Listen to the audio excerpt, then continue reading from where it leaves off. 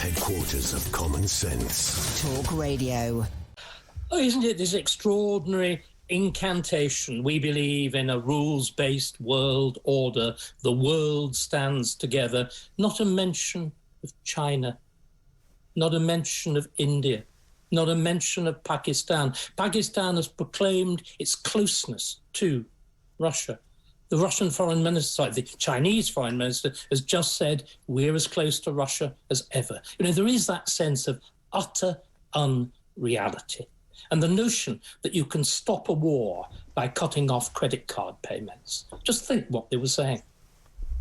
Do you sense, I mean, obviously... I'm really putting this to you, Ian. I mean, so it is just this world of unreality. I agree. We are in a sort of Alice in Wonderland, upside-down existence at the moment. Yeah.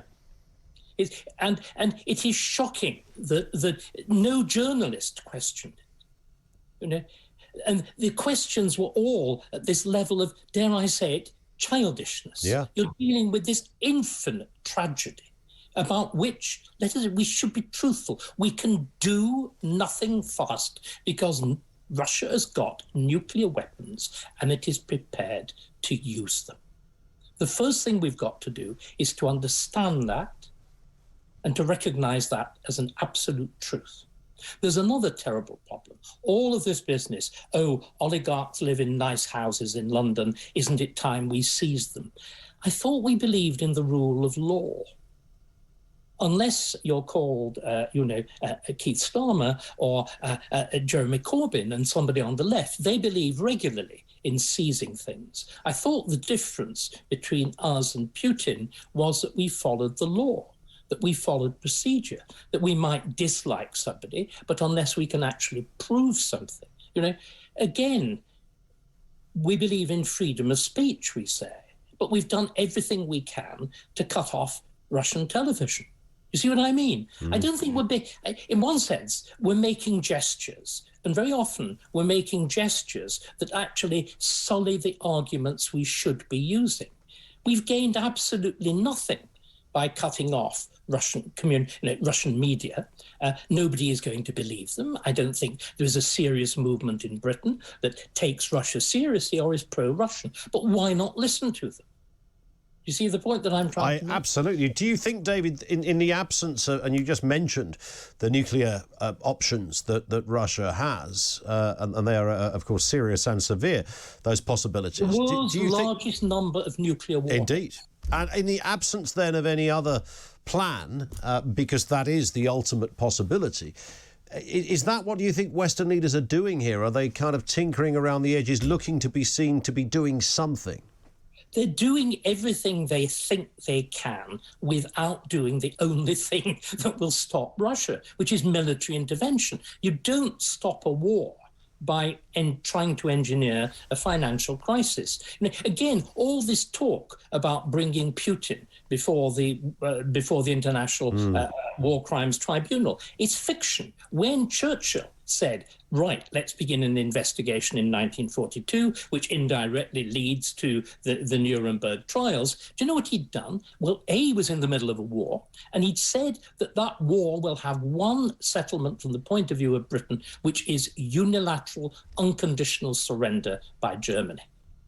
In other words, it's words, words, words. And also what I fear is that Russia, and here we're not just talking about the Russian leader, we're talking about a large part of the Russian people. Russia has had always this persecution complex, this sense of fascination with the West and distance from the West. What we're doing now, of course, is exacerbating that sense of persecution complex, they're all against, without actually solving the position, without dealing with addressing the real issue. So in other words, we're making what is arguably the underlying cause of all this worse, without actually solving the immediate problem. The theory, of course, if Mr Johnson was sitting here now, he would say, you've got this wrong, David Starkey. What we're doing here is it's a sort of slowly catchy monkey. We gradually cut off this, we cut off his circle of friends, we cut off his media, we begin to cut off parts of the energy system, we cut off any area where there is a financial transaction or a gain from anybody that's Russian, and bit by bit, we dismantle everything around Putin, and subsequently, at some point, his own people then say, we're not going to handle this anymore, and they turn round and eat their own leader.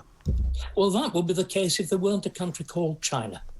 And if China were not equally anxious for Russian oil and for Russian gas and for Russian raw materials, and we haven't yet talked about corn, we're going to see a food crisis. Russia and Ukraine between them produce a third of the world's traded grain. I'm afraid your morning cereal is going to get very much more expensive. Yeah. And what, of course, China wants to do is to create an alternative world system to the West. It has now got, thanks to Putin's rashness, it's now got Russia like that.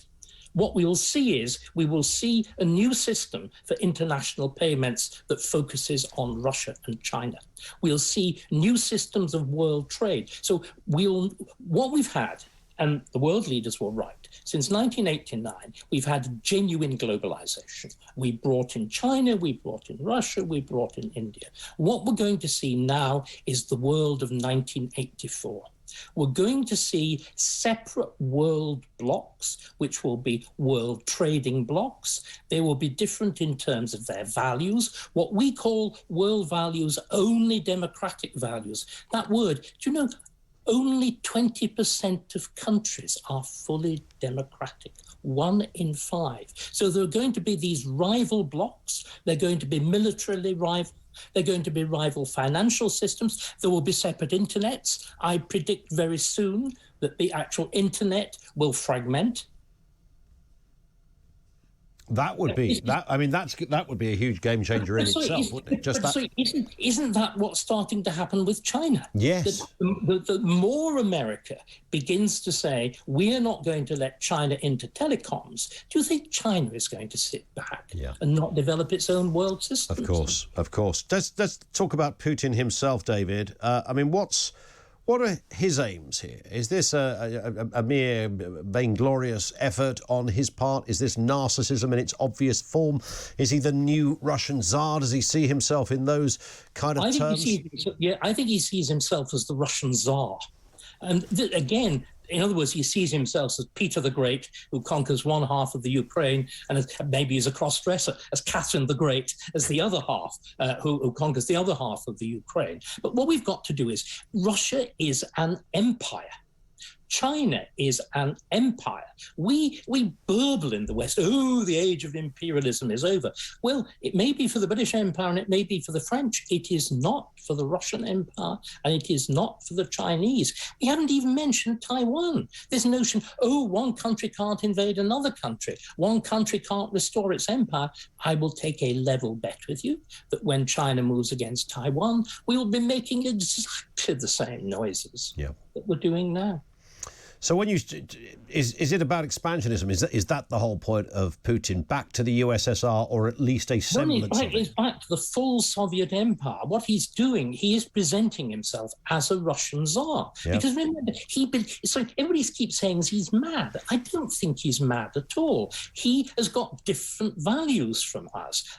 He's Xi in China. They have different values. It's also David Starkey, historian, it's Starkey's first law of revolutions. Revolutions just reproduce the worst aspects of the ancien regime. Russia has never ceased to be an empire. China has never ceased to be an empire. India aspires to be an empire. Modi aspires to recreate an Indian empire. There is no doubt about this. We in the West, because we've decided we don't believe in power. This is the other problem, that especially the extraordinary silence from America. Utterly extraordinary, because you have, of course, a president who is impotent in another sense of the word, in the sense of his mental faculties are at doubt. But America's abandoned the use of power. Could there have been a clearer signal than the ignominious retreat from Afghanistan. And you're dealing with people like Putin, like Xi, like Modi, like Imran Khan in Pakistan. They've huge armies, like Saudi Arabia, like Iran. By the way, we're in the middle of intense negotiations involving Russia with Iran, even as we speak at this moment. So these are countries that believe in power. And we're attempting to, what appears to be, put our template of reality and democracy onto those countries. This is square pegs and round holes, right? It's deranged. And then what we're doing is we are trying to fight nuclear weapons with plastic credit cards. Yeah, and I'm not sure there's a template where that's ever been achieved successfully. Oddly enough, but I mean, think about it, Ian. That is the formula that you could, if you wanted to condense that vast display of international unity, what we're doing is we're saying, we'll cut up your credit card and you will stop fighting. What about Boris Johnson in all of this, David Starkey? I mean, he's attempting, it appears to be, the kind of the voice, the face of the Western world. Some kind of, I don't know, Churchillian vibe going on in our Prime Minister. What are you making of his response? He needs to get bald first, doesn't he? But and take up smoking cigars, yeah. And maybe drink a little more. Yeah. But to be serious, and Boris is simply doing what Britain traditionally did, which was to operate with America, but there is a silence from the White House. There is, and Boris, so far, seems to me, within the limits of the Western alliance, and I've expressed profound doubts about what they're actually doing, he's not performing badly. I mean, you watched him in that press conference. His answers were as coherent and as forceful. They weren't as elegantly phrased. By the way, the best English by far was spoken by the Dutch Prime Minister, much the most forcible, much the clearest, much the most eloquent, and without the hand-wringing of Justin Trudeau. Maybe Justin's French is better. You didn't let me hear enough of it to tell. But I think Boris is doing quite well. And of course, there's just been the headline now, Sir Keir Starmer, saying, Boris isn't fit to be Prime Minister, but we need political unity. And of course, the other thing that's really important about Boris has not the luck of a cat with 9 lives, but with 900 lives. And there was a wonderful, if I may do a little ad for The Spectator, there was a most wonderful cartoon in The Spectator which showed 2 sheep munching away with a large sign in the background saying Falklands twinned with the Ukraine. Yes, I think we can all see that. Listen, in terms of Zelensky, let's move on to him then. I mean, this is a man that most people had never heard of about 6 weeks ago. He's standing up on a daily basis, explaining that his country are very determined. Russia can't win this, the spirit of the Ukrainian people. What do you make of all of this? I think it's astonishing. I mean, he is genuinely an element of Churchillian. It's an updated Churchillian. It's Churchill for text. Those extraordinary remarks, like when he's offered a way out. I need ammunition, not a ride. I mean, that's the degree of just brilliance of a stand-up comic. But the thing that strikes me about Zelensky are 2 things. The first is how deeply politically incorrect he is. He suffers from a very, very bad dose of toxic masculinity. Here he is, pumped up in a T-shirt. There are shots of him pumping iron. This is sort of well before the watershed, but he's not so much a stand-up comedian as a stand-out comedian. There's a wonderful video shown of him playing the pianoforte with a very impressive organ. Yes. Now, this kind of thing gets you sacked in England. When Will Nolan, the teacher at Eton, sort of gave a lecture to the class on toxic masculinity, on saying a man should be strong and a man should fight, he was sacked. What the Ukrainians are doing is, of course, showing old-fashioned masculine virtue. The women leave, the children leave, the men stay and fight, every one of them. It's deeply, in other words, these are not our values. This isn't PC. And there's another thing. they're also showing something else that's terribly old-fashioned. We all know what a bad thing patriotism is, especially English patriotism. It's absolute first cousin to fascism and being wickedly right-wing and not progressive. Why are they fighting? Because they love their country, because they love that black, rich soil. They love those great sweeping landscapes. That's their sense of place, of history, their sense of freedom. They're behaving like the ancient Romans. They're behaving like Horatius at the bridge. They're behaving as we used to behave, like Lord Nelson. England expects. And then the Admiral isn't sitting at home. Yeah. He's not directing operations by internet. He's there on his quarterdeck. He's shot and he dies. And isn't it funny, as you say, that those very voices that would be decrying you if you were to wave a flag, sing the national anthem, feel a little bit proud to be British, are the very ones throwing coffers into the pot to raise money for this very patriotic, proud to be Ukrainian race? Absolutely. And there's something totally bizarre about the fact they're prepared to fly a blue and yellow flag and not the Union Jack.